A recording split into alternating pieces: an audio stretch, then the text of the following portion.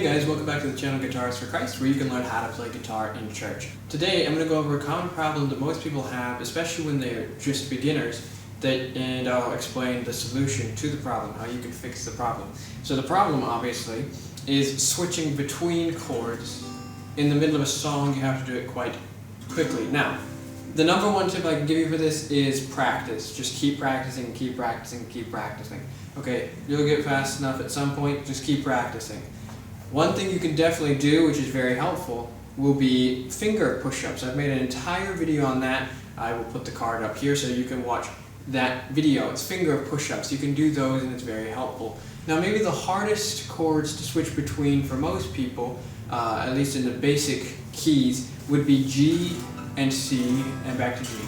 And that's because this ring finger is the most stubborn perhaps, and it's difficult to move it up and down, and that's what you're doing in a G to a C to a G again.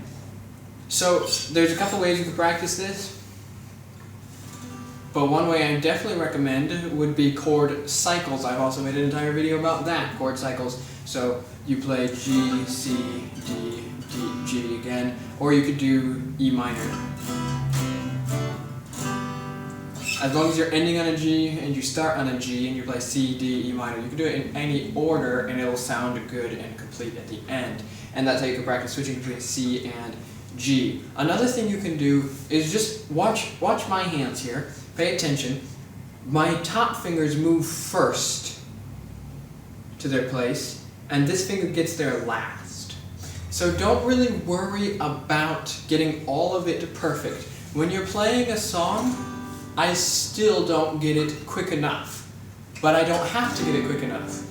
The first down strum doesn't have to be perfect. You can have just a couple of your fingers in the right place. Let me demonstrate, okay? My fingers won't be there yet, and I'll already have strummed down once, but once I come back up, or once I strum down again, it'll sound correct. So I'll do the chord cycle that we usually do.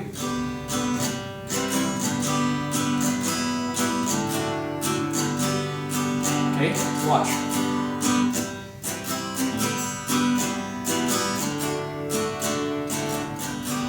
See how only my first two fingers were down and it still sounded fine.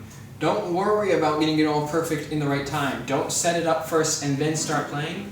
Keep your right hand going in the same pattern the whole time, okay? And just practice, practice, practice, practice. I'd recommend learning strumming patterns, obviously. I've made an entire video about those. Learn a strumming pattern. Get your right hand going, going, going, going, going, and then just move your left hand along with it. If your left hand lags behind slightly, don't worry about that. Your right hand should always be going perfectly and at the right timing, okay? Another way you could practice switching between G and C, because it's that difficult one, is switch between G and G7, because it's even harder, because your third finger is moving all the way up to the top string and your first finger is moving all the way down to the bottom string.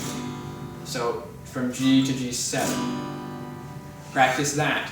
And then switching from G to C won't seem nearly as hard because it's so much easier.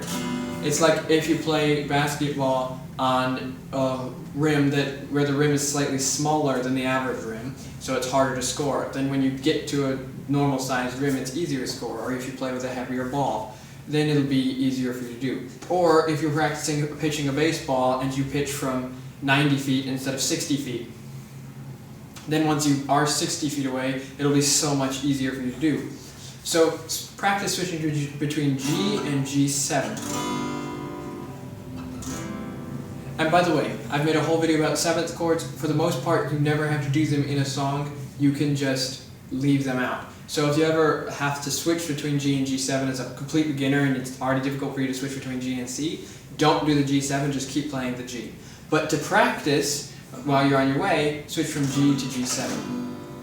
So do finger push-ups, that'll be very helpful. Okay, and I've made an entire video about that. Do chord cycles, that'll also be helpful. I've made an entire video about that. And then have some kind of a system where a couple of your fingers move first and then the last finger gets on there last. Keep watching, keep practicing. God bless you.